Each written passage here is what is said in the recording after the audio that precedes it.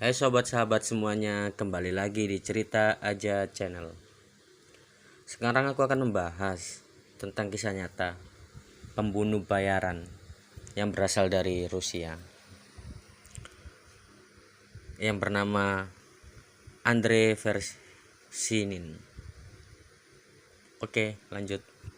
Sebagian dari kita mungkin hanya bisa membayangkan atau melihat dalam film bagaimana seseorang yang berprofesi, namun pria yang bernama Andrei Vershinin yang berumur 43 tahun dianggap sebagai salah satu pembunuh bayaran papan atas di negeri itu sepanjang tahun 1990-an. Dan dia diyakini sudah membunuh 30-40 orang atas perintah siapa saja yang bisa membayarnya. Dia tak menunjukkan penyesalan dan menganggap aksinya hanyalah pekerjaan semata. Pada suatu hari, dia tertangkap dan mendekam ke dalam penjara. Atas perbuatannya, dia ingin membantu polisi dengan harapan bisa bebas dalam 1 dekade mendatang.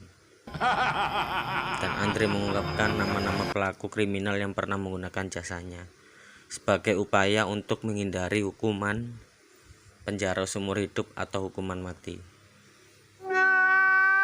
Dan pada saat itu memberikan kesaksian di pengadilan Moskow. Aparat keamanan menjaga agar wajah sang pembunuh tak bisa dilihat oleh publik. Dan Andre bercerita di depan hakim dan kejaksaan. Dan dia berkata, "Saya hanya menjalankan pekerjaan dan mengakhiri masalah dengan seseorang dan pergi," tutur Andre kepada jaksa negara Rusia yang bernama Maria Semenko. Uniknya, Andre memilih metode pembunuhan targetnya dengan jarak dekat, bukan melakukan aksi sniper dari jarak jauh. Alasannya sederhana. Andre mengaku penglihatannya amat buruk jika untuk mengincar sasaran dari jarak jauh. Diintegrasi dalam proses persidangan, sejumlah anggota geng kriminal Verses datang semua karena pemimpin yang bernama Dmitry Les juga ada di persidangan tersebut. Kelompok ini dianggap sebagai organisasi kriminal paling brutal di Rusia.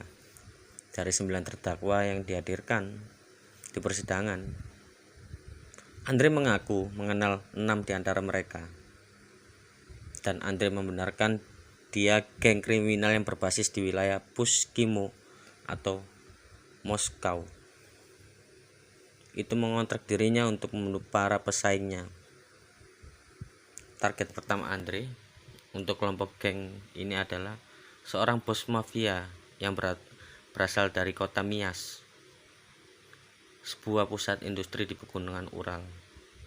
Namun sebelum dia juga pernah menjual jasanya untuk geng kriminal lainnya yang bernama Lokomotif. Andre hanya berperan sebagai pembunuh, tapi juga ikut mendirikan geng di kota kelahirannya yang bernama Kurgan, dan dia pindah ke Moskow pada tahun 1995 saat kapitalisme mulai mengubah Rusia di bawah pemerintahan Boris Yeltsin dan di masa kejayaan mafia. Kemudian Andre pindah ke kota Prem, Rostov-on-Don, dan sesekali masih bekerja sebagai pembunuh bayaran. Namun dia menghabiskan sebagian besar waktunya untuk bersembunyi dan bekerja sebagai penagih hutang, seperti debt collector. Seperti dikabarkan di majalah harian Kommersan, sebelum membunuh biasanya Andre mengamati buruannya selama beberapa hari atau memantau kegiatan dari para korbannya. Setelah melakukan pengamatan, Andre biasanya melakukan pembunuhan saat korbannya keluar dari mobil atau meninggalkan rumah. Saat semua siap dan dia berbicara kepada pemimpin mafia Rusia yang bernama Mikhail Prutov tentang detailnya bagaimana saya akan menjalankan tugas, dan meminta seseorang mengemudikan mobil, kata dia, agar khusus untuk di saat dia menembak, dia langsung berlari ke mobil itu. Lalu dia bercerita lagi, seorang pengemudi itu mengantar dan menjemput dia di lokasi pembunuhan, tambah Andre ke para jaksa. Sebelum melakukan pekerjaannya, Andre terlebih dahulu membuat dirinya tak mudah dikenali. Jadi seolah-olah dia menyamar, sobat. Ya, jadi dia menciptakan sosok manusia pada umumnya mengenakan kacamata, topi, dan sal. Setelah dia mendapatkan sasarannya, langsung dia menembak dan pergi. Dan dia menunggu jemputan dari mobil yang sudah disiapkan oleh para bos mafia itu.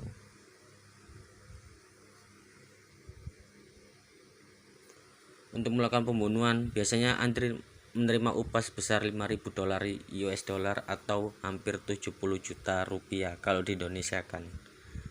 Ya lumayan lah. Namun tak jarang Andre meminta juga penggunanya untuk memberikan password. Di saat dia dicari polisi, lalu dia kabur dan menghilang. Tapi sejauh ini tak diketahui berapa upah yang diterima saat ini. Nah, setelah dia tertangkap pada 2009, Andre Versinin ini dijatuhi hukuman penjara 19 tahun.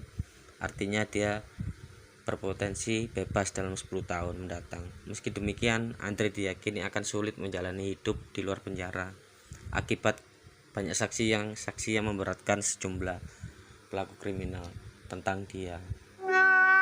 Ya, ini sekian guys, dan terima kasih penjelasan dari video ini untuk memberitahukan aja kalau sejarah pembunuh bayaran itu masih ada, tapi tak tahu masih ada sampai sekarang kemungkinan. Baik, kalau gitu terima kasih.